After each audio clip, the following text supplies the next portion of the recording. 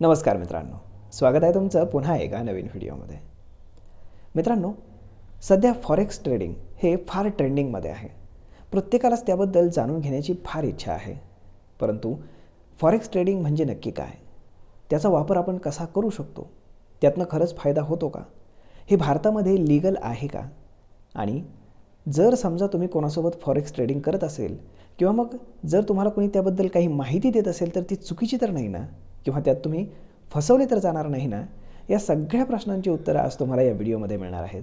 त्यामुळे हा व्हिडिओ तुम्ही शेवटपर्यंत पाहायला अजिबात विसरू नका. तर मग मित्रांनो, एक प्रश्नाची उत्तर आपण जाणून घेऊयात सुरुवातीपासून. तर मित्रांनो, फॉरेक्स ट्रेडिंग आपल्याला भारतातनं करता येतं का? तर हो, याचं उत्तर हो आहे. आपण भारतातनं फॉरेक्स ट्रेडिंग करू शकतो.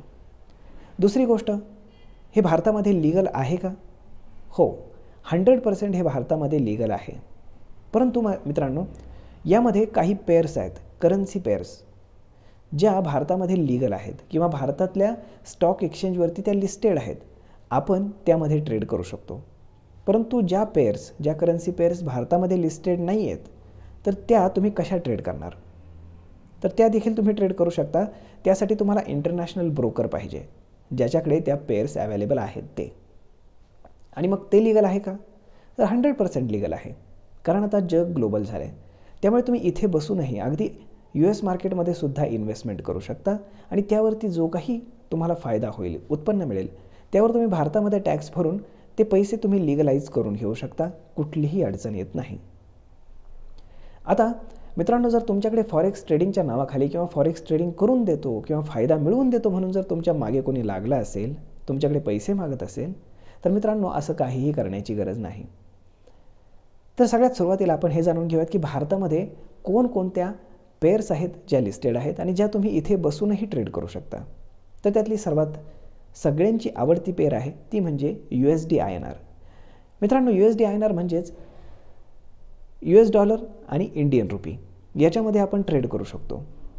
मग याच्यामध्ये सगळ्यात जास्त इम्पॅक्ट कोण करतो? तर तो आहे रिझर्व्ह बँक. कारण रिझर्व्ह बँकेची प्रत्येक गोष्ट यामध्ये इंटरव्हीन करत असते आणि त्यामुळे आपल्याला US डॉलरचा इंडेक्स आणि आपला इंडियन रुपीचा इंडेक्स याचं मॅच करावं लागतं. याची एक स्पॉट प्राईज असते आणि त्या स्पॉट प्राईजच्या अगेन्स्ट काही फ्युचर्स आणि ऑप्शन्स आपण ट्रेड करू शकतो. पण एक गोष्ट तुम्हाला लक्षात घ्यायला हवी, जसे आपण काही शेअर्स आपण डिलिव्हरीमध्ये घेतल्यानंतर ते आपल्या डिमॅट अकाउंटमध्ये येतात, तसं करन्सी आपण कॅरी जरी केली तरी आपण फ्युचर्समध्ये करू शकतो, अदरवाईज आपण ऑप्शन्समध्ये करू शकतो. परंतु यामध्ये तुम्ही याची डिलिव्हरी घेऊ शकत नाही. हा फॉरेक्स ट्रेडिंगचा सगळ्यात महत्त्वाचा भाग आहे की जो तुम्हाला बऱ्याचदा माहीतच नसतो. म्हणजेच काय, तुम्ही फक्त करन्सी ट्रेड करू शकता, परंतु जेव्हा तुमची एक्सपायरी असेल तेव्हा तुम्हाला ती जी काही पोझिशन असेल तर ती प्रॉफिटमध्ये किंवा लॉसमध्ये एक्झिट किंवा स्क्वेअर ऑफ करावीच लागते. त्याला दुसरा ऑप्शन नसतो. तुम्ही त्याची डिलिव्हरी घेऊ शकत नाही, कारण ते स्टॉक स्पेसिफिक नाही आहे. आता भारतामध्ये एकूण 6 पेअर्स ट्रेड होतात. त्यातली पहिली पेअर आपण पाहिली ती म्हणजे USD INR. आता दुसरी पेअर आपण पाहूयात ती म्हणजे युरो INR, जी आपण इथे बसून ट्रेड करू शकतो. आता युरो INR म्हणजे काय? तर युरो INR म्हणजे युरोपियनचा जो युरो आहे जर्मनीचा, तर तो युरो आणि आपला इंडियन रुपी याच्यामध्ये आपण ट्रेड करू शकतो. आता तिसरी पेअर आहे JPY INR. JPY म्हणजेच जापनीज येन आणि इंडियन रुपी याच्याही आपण ट्रेड करू शकतो. त्यानंतर पुढची पेअर आहे युरो USD.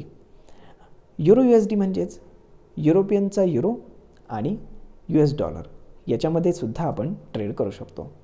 आता पुढचा आहे GBP USD म्हणजेच ग्रेट ब्रिटनचा जो पाऊंड आहे तो आणि त्यानंतर US डॉलर याच्यामध्ये देखील आपण ट्रेड करू शकतो. आणि सगळ्यात शेवटची पेअर आहे ती म्हणजेच USD JPY, US डॉलर आणि जापनीज येन.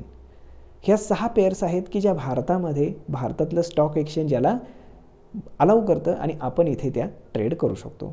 यामध्ये काहीही अडचण येत नाही. मग यासाठी तुम्हाला डिमॅट अकाउंट लागतं का? तर हो मित्रांनो, यासाठी तुम्हाला डिमॅट अकाउंट लागतं. तर मित्रांनो, जे कुठले ब्रोकर भारतामध्ये अवेलेबल आहेत तर ते सगळे ब्रोकर तुम्हाला ही फॅसिलिटी अवेलेबल करून देतात फॉरेक्स ट्रेडिंगची. याच्यामध्ये या 6 पेअर्स ज्या आहेत या तुम्ही ट्रेड सहज करू शकता. जर मित्रांनो तुम्हाला चांगल्या ब्रोकरसोबत जर काम करायचं असेल तर खाली डिस्क्रिप्शनमध्ये मी तुम्हाला लिंक दिलेली आहे अपस्टॉक्स आणि कोटक निओची. तर ह्या दोन्ही ब्रोकरकडे तुम्हाला ह्या फॅसिलिटी अवेलेबल आहेत फॉरेक्स ट्रेडिंगच्या. तुम्ही नक्कीच याच्यासोबत अकाउंट उघडू शकता आणि तुम्ही स्वतःच फॉरेक्स ट्रेडिंग करायला सुरुवात करू शकता. तर मित्रांनो, फॉरेक्स ट्रेडिंग सगळ्यात जास्त चलनामध्ये येण्यामागचं कारण काय आहे किंवा ते फारच लोकांना भावण्याचं कारण काय आहे? तर यामध्ये सगळ्यात महत्त्वाची गोष्ट म्हणजे याला कॅपिटल फार कमी लागतं. मित्रांनो, जर समजा तुम्हाला USD INRचा एक फ्युचर बाय करायचा असेल तर त्याला किती पैसे लागतात माहीत आहे? जास्तीत जास्त 1600 ते 1700 रुपयामध्ये तुम्हाला एक फ्युचर मिळतो. अगदी तुम्ही 1 वर्षाचा फ्युचरसुद्धा याच्यामध्ये बाय करू शकता किंवा सेल करू शकता. आणि ऑप्शनच्या प्राइजेस फार कमी असतात. एक ऑप्शन तुम्ही कितीत बाय करू शकता माहीत आहे? हार्डली 40-50 रुपये, मॅक्सिमम 200-250 रुपयापर्यंत तुम्ही बाय करू शकता. म्हणजे तुमचं जास्तीत जास्त नुकसान जरी झालं तरी 200-250 रुपये होईल.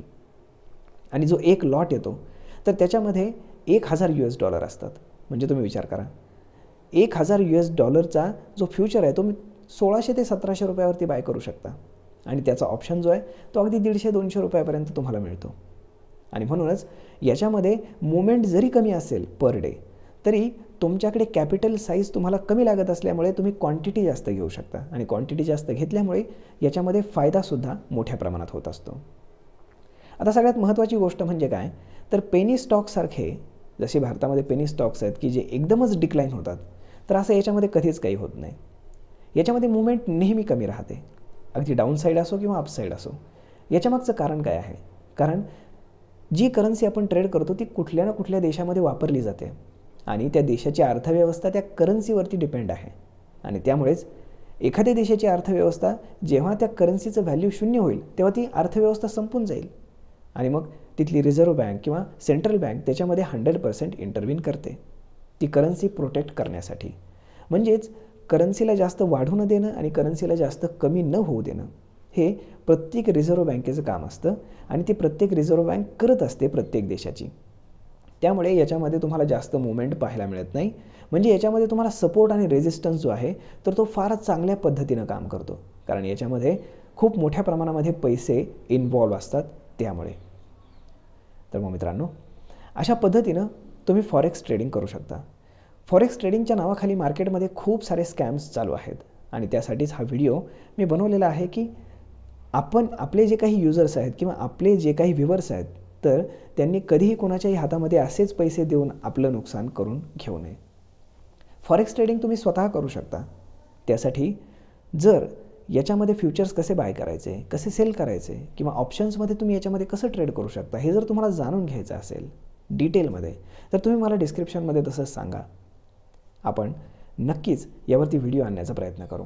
तुम्ही कमेंट करा, आपण नक्कीच यावरती देखील व्हिडिओ बनवू. तर मग मित्रांनो, अशा पद्धतीने चालतं हे फॉरेक्स ट्रेडिंग. परंतु फॉरेक्स ट्रेडिंग फार अवघड आहे का? तर बिलकुल नाही मित्रांनो.